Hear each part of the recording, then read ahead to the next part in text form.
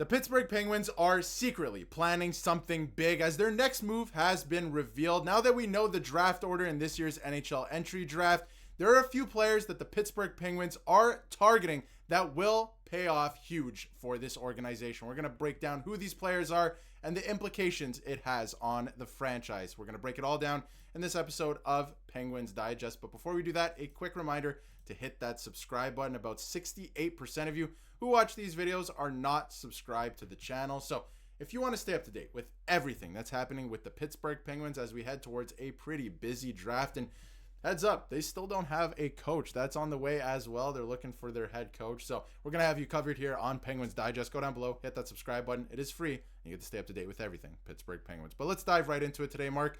We now know the draft position for the Pittsburgh Penguins in this year's NHL entry draft, and that, of course, is 11th overall. There was a lot of weird stuff going on. At one point, it looked like the Penguins were actually going to win the draft lottery, which was absolutely insane, but we will spare Penguins fans that for a second. But they're picking number 11. And this year's draft, a lot of people are saying that it's not going to be as deep as maybe next year or even previous years. But I think there's a lot of really, really good talent available in the first round this year. They might be a little bit, of a late bloomer crop, right, where we won't see them for a couple of years. But I think there's a lot of really good talent in this first round. They're picking at 11. So what do you make of them picking at 11, the opportunity there? We'll throw it at you very quickly, and then we'll get into some options because I think they have a great opportunity here. Yes, it's not first overall or even top 5, but this is something that, in keeping this pick, they can really make a difference here going forward.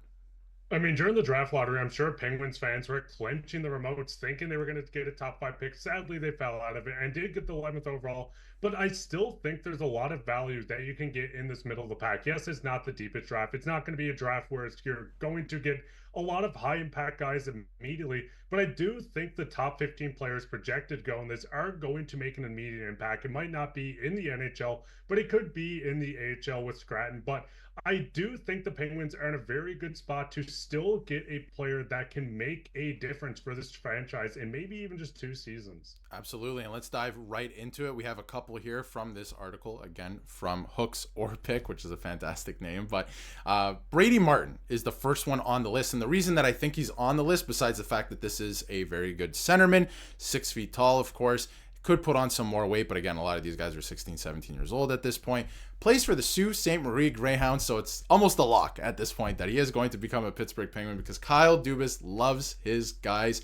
And another one here with the Sault Ste. Marie Greyhounds. He's an interesting, prospect here where, his draft stock absolutely skyrocketed at the U18s this year. He also won the U18s with Team Canada, which was pretty impressive. We'll get into his stats here, as well as, of course, as I mentioned, he won the U18s with Canada here among 25 CHL players to capture the gold medal at the 2025 U18s, the men's world championships. He was a big factor in that as well. And then again, if you take a look at his stats this season, in his second season with the Sioux Greyhounds, a pretty big jump, right? Like, it's hard for rookies to get used to the CHL. He had 28 points in 52 games last year, and this year 72 points in 57 games. So really developing there, and I think that he can be very good option for the Pittsburgh Penguins. I mean, he's a skilled player, right? But is this what the Pittsburgh Penguins need, Mark? Like, do they go out and get a center? I don't think that's a position of need for this team right now. But again, in the draft, I don't know if you can be super picky. Sometimes you just have to draft the best player available at that time. But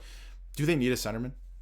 I mean, looking at the team, probably not. You have Crosby on this team. You do have center depth. The big thing is I've seen a lot of team reporters, insiders, just tweeting out how they hope Bradley Martin does drop down in this draft. He seems like a must-watch prospect, and I mean, winning U18 goals. We've seen a lot of scouts and gyms going down to watch this. He put on a performance like that, as you said. He almost tripled his stats going into his second year in the OHL. I do think he'd be awesome to pick at number 11 if he falls there.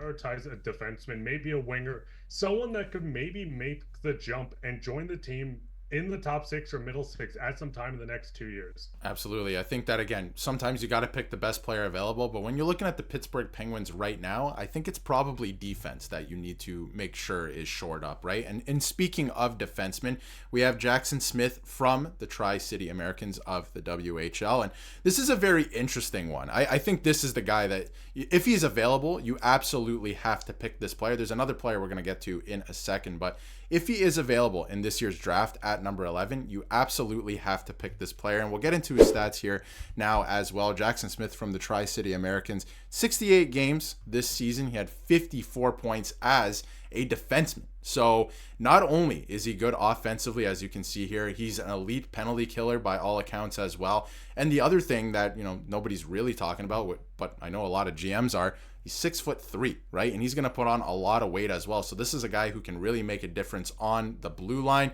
The Pittsburgh Penguins, I mean, there's no, it's no secret that the blue line is not an area of strength for the Pittsburgh Penguins right now. So I feel like this is the guy that you go after. He's a left shot defenseman, a big body. He can do everything. He's putting up points in the WHL, and he's a fairly physical player for his size. He's only going to get bigger. Of course, he's 17 years old, but he's a legitimate power play quarterback as a defenseman. You see a lot of teams going to the 5-forward thing. He can quarterback a power play. So I like this pick. What do you feel about this? Because I think this is probably the one you go. If he drops there, yes, 100% draft. And the biggest thing is you cannot teach size. 6'3" at this age, he's going to put on weight. Like you said, he could grow a couple more inches with the potential of being a quarterback on a power play with the size. I think that just reads perfect for the system in Pittsburgh. A team that has all the offensive power you need in their stair forwards. Raquel had a career year. Russ played outstanding. Crosby, anyone that plays with Crosby is pretty much good. Malkin's still there. But I do think bringing in the potential quarterback of the future on the power play could be almost a sneaky ad, and he could slip through a lot of teams' radars, especially with how things shake up in the top 10 of the draft, with a lot of reports coming out that even like James Hagan could go number 1, which is just insane. Absolutely insane. I mean, there is a connection to New York there. He is from New York, so maybe the Islanders want to pick him first overall. So it's going to be a weird draft, right? So maybe he does end up falling to the Penguins at number 11. But yeah, he's only 17 years old right now. He's a great defenseman, right? He can play both sides of the puck very well. And he went on to say that he feels like he's very unpredictable and he can get up and down the ice very well. And then obviously in terms of the scouting report too, he's a big guy who's a very good skater, good on his edges, and very elusive for his size. When you have a big guy who can be physical like that, quarterback a power play, he's good defensively as well. He can play the penalty kill. And obviously all of this has to translate to the pro level in the NHL, of course, but you're assuming that that's going to happen. But in hearing all those things, that he's also elusive and a great skater, I think it's a no-brainer at this point. But there's one other player we're going to touch on here, and that is Victor Eklund. And you might recognize the name because his brother currently plays in the NHL for the San Jose Sharks. But he is another interesting player. Smaller forward, right? I don't know if they need another right wing. They have Raquel right now. Obviously, you want to look long-term. This is not a player that's going to join and make an impact next season, let's say. But I don't know if they need wingers right now. They have a lot of really good prospects coming up as well in terms of, playing on the wings, like a Rucker McGroarty and maybe Koivunen as well. So, or Koivunen, excuse me. But he was a big part of Sweden's junior team this year, World Juniors team. I mean, this is a really good player. You can see what his brother has developed into, so you can only imagine that he's going to probably follow in his footsteps to a degree. So what do you make of this player? Again, I think it's defense for the Pittsburgh Penguins, but if any of these players are available at 11, I think it's a good choice, especially Eklund knowing what his brother does. And he knows, I feel like Victor Eklund knows what it means to be a pro at the pro level already.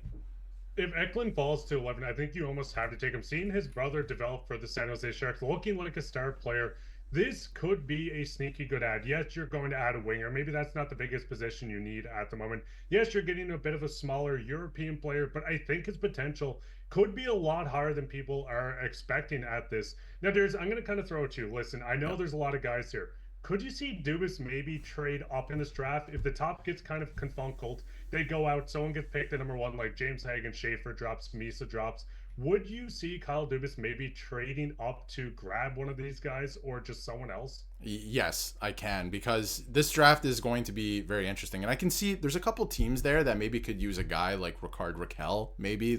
Like some of the rumored guys that were going to be moved off of this year, maybe they could use a player like that to kind of accelerate their rebuild if they want to do that. Like I could see Chicago wanting that instead of another top 3 pick, although a top 3 pick is great, but Chicago's got to get a move on here to get that team together, right? Connor Bedard's not getting any younger. So I could see them maybe wanting a guy who's a little bit further along in exchange for a pick like that. And if you're going top 3 this year, I mean, there's a lot of really good players. Like you mentioned, Michael Misa. We haven't even mentioned Matthew Schaefer. Like if you can trade up to get Matthew Schaefer, that is a game-changing, decision there. The Penguins could even, possibly do as well. So You got Porter Martone up there as well, who's a big, skilled forward. Yes, the skating's in question, but literally every other aspect of his game is already ready for the pro level. So it's going to be interesting to see what Kyle Dubas does. But we want to hear what you have to say in the comments. Who do you think the Pittsburgh Penguins should take with the 11th overall pick? I think it's going to be a wild draft. I don't know if, when you're looking at the top 5, if it's going to stay that way. I feel like there's going to be a lot of trades as well, and the salary cap is going up too. So things could get pretty wild. But let us know what you think in the comments. And if you haven't yet, hit that subscribe button so you can stay up to date with everything Pittsburgh Penguins.